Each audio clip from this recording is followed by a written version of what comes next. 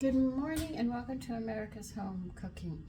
A meat slicer is really nice. They make ones for homes now which are really nice, so when we go to make a beef roast, you could sit there with a slicer instead of buying the roast beef at the deli. You can sit there and slice it, which is interesting. If you want to make your own chicken luncheon meat, the thing is that having a slicer after you make it, you can slice it.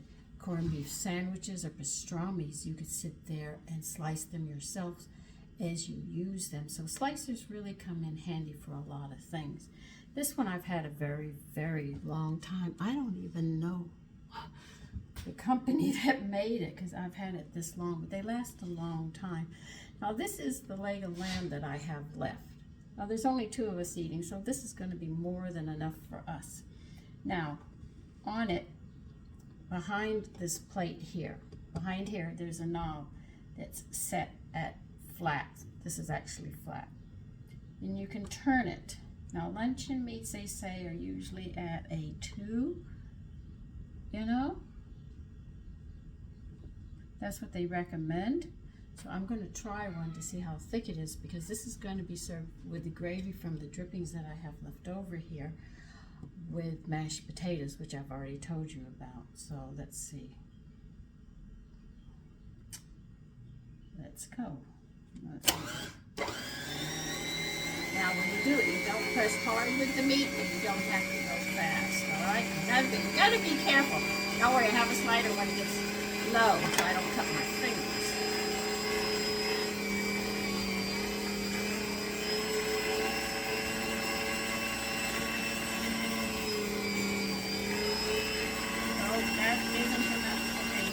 Turn it off, and I'm going to adjust it. I need it a little thicker. It's really thin. You see how thin it is? I need it a little thicker than this. Well, we're going to try this thing. You see, if this one we can slice it up a little bit. Yeah. See what I mean? This is the slice I'm looking for. So these are really handy. You just have to be really, really careful that you don't cut yourself. Don't let your children handle it.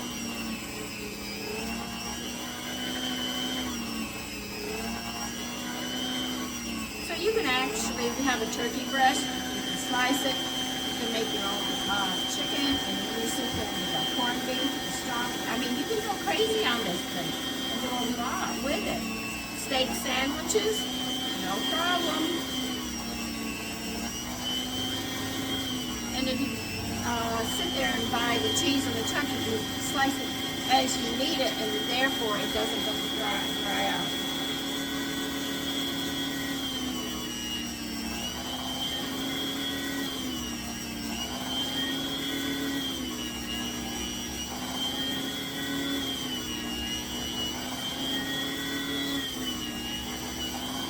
Yes, I know, I'm getting close to my fingers.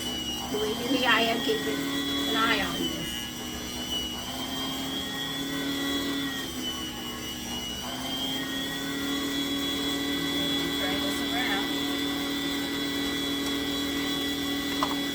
Like I said, I don't want to cut my fingers.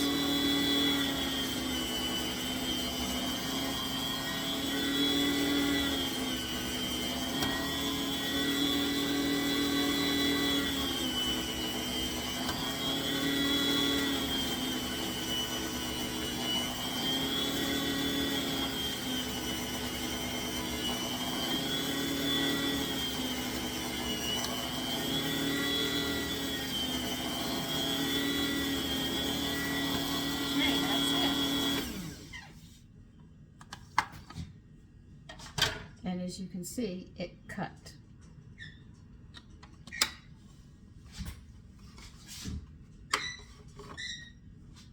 And I'll show you.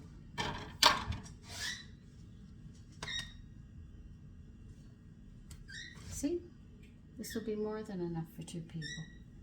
And it's already cut and thin, and then what I have to do is make the gravy. And they do come with caution, but always be careful if you get a slicer. Be aware of the dangers of it. You have to be careful working with this thing. and the blades are sharp.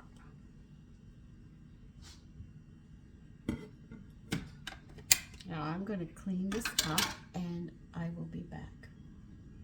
Okay, I'm going to start it. I don't have a lot of fat in this dish, so I'm going to have to add some butter to it so we can make a roux.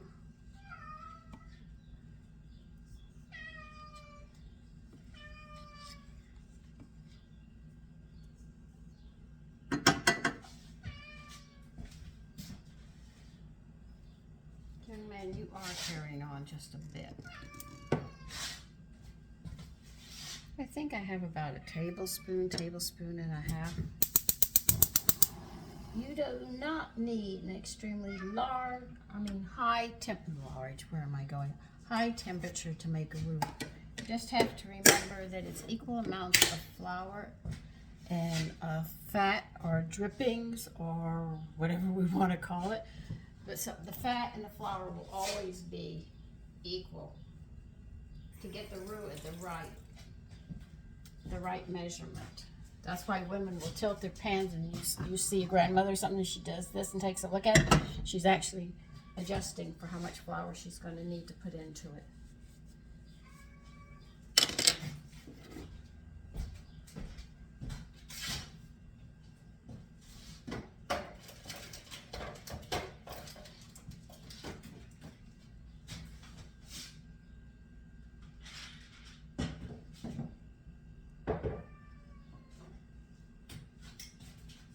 We'll add some lecithin.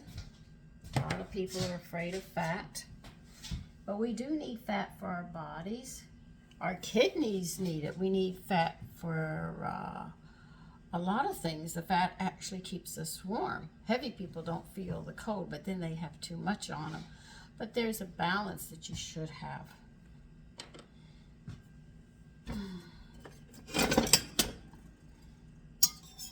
When I do a roux, if you don't want lumps, a whisk is ever so nice to have. Well, it's not going to sit there. It'll sit there. As long as it didn't spill my drippings, I'm happy. I have about maybe a tablespoon and a half. Drop everything, Sandra. You're doing a wonderful job this morning. Okay, this might be enough. And the reason you toast it is to get the rawness of the flour out. That's the whole object of it. Other than that, you have, you can taste it in the back of your throat, the rawness of the flour, which isn't what you want when you do this. But you also don't want to burn it, because then you'll have the burnt taste. So it's like, you just have to be careful, that's all. Just simple things as being careful. And I know that there is some fat here, and because a lot of people are afraid of fat, I will sit there and put some lecithin in it and show you how you can use lecithin, and it eats the fat up. I don't always use it, but if I need it, I'll use it. Now, how will you know when the flour is done and it's not burnt? It'll have a nice toasty smell. You can actually smell it. It smells like toast. That's how you know. I've seen my mother rush through and not actually cook it till it came to that point, and you could taste the difference. Unless you don't have taste buds, you're going to taste the difference. Unless you killed your taste buds.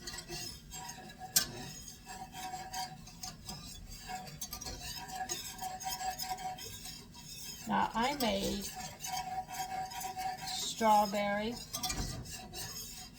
and blueberry syrup. Now, I know you can find it in the store, but I bet you if you read those packages, the bottles they're in, they either have a preservative or they put corn syrup in it. Now, corn syrup is very addictive. That's why when you use it in candy making, it's in little tiny pieces, because they know it's addictive. Isn't that surprising? A lot of people would know. Now, you know the gelatin I made with those bones? I'm going to add some of this in to protect the hips.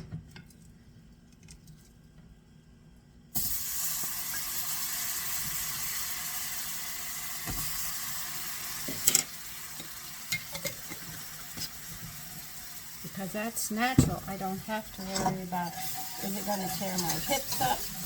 Am I going to have pain in my hips or something? No, I'm not going to have any of that because I took caution. Here's my vegetable water. That one had potatoes and vegetables. I can actually smell the turnips in it.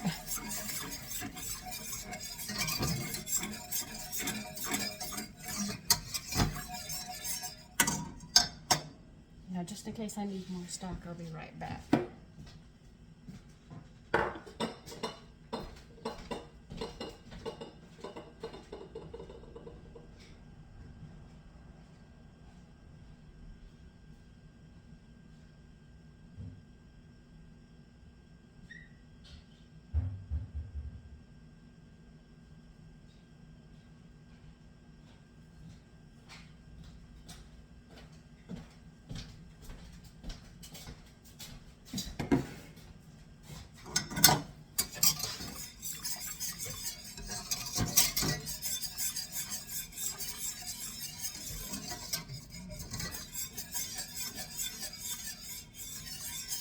We'll see what this does and how thick it gets.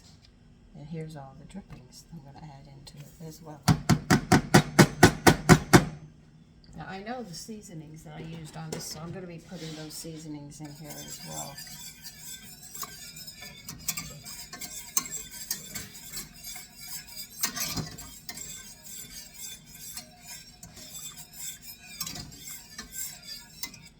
Well, let me get the pepper and some salt.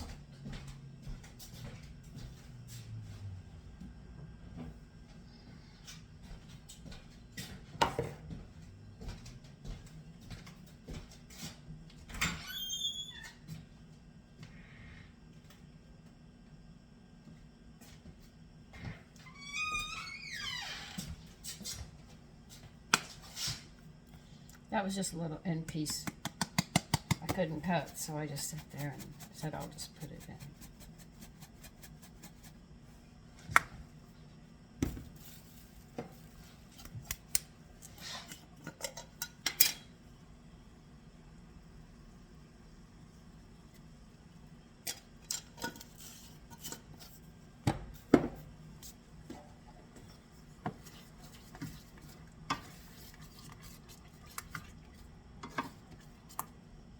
We're going to see how thick this gets.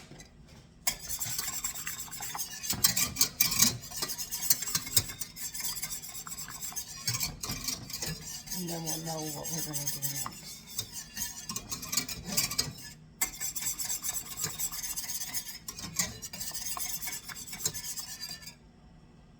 Let me get the lamb seasonings.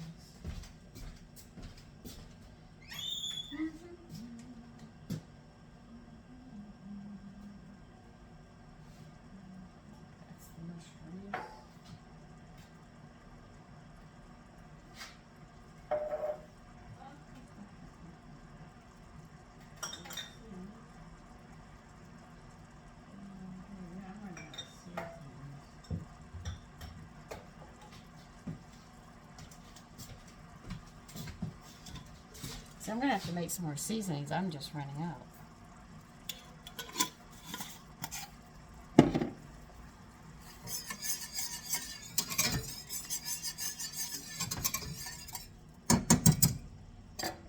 Let's see. I want it a little thicker. Yeah, I think I do.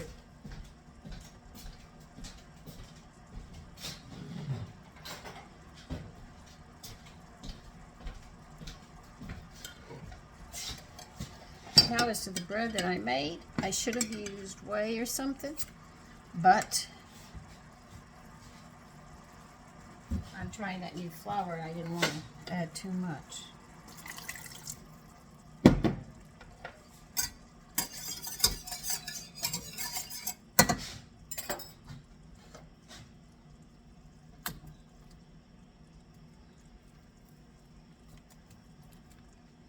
See, sometimes when you have a little bit of meat, you thin slice it, it goes a long way. Because remember, you only need 3 ounces per meal, which is 25 grams. And that's not counting everything else you put in a meal.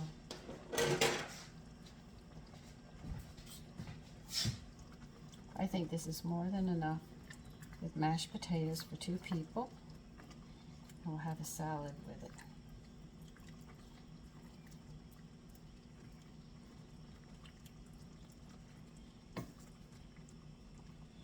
A nice way of getting rid of leftovers and making them taste good on top of it. But I do have to mix my seasonings. Yeah, I am just running out of my blends. And I found so many more that I want to do.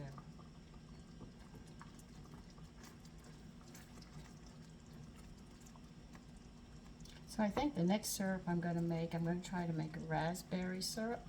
And I think a blueberry and a strawberry and a raspberry should cover me for my family and I for a year. But read those bottles, you're probably saying, oh, but I can buy this. Yeah. But I only put lemon juice, berry juice, and sugar. What did they put in theirs? I bet you 10 to 1 they put cornstarch in it. Or an artificial sweetener. Okay, this is done. Because it can sit in these juices. And all what's left later is to make the mashed potatoes. Salads are the easiest thing in the world for me to do. So, let me get you out of here. I have you literally surrounded by everything in the kitchen. So you take care and enjoy your day.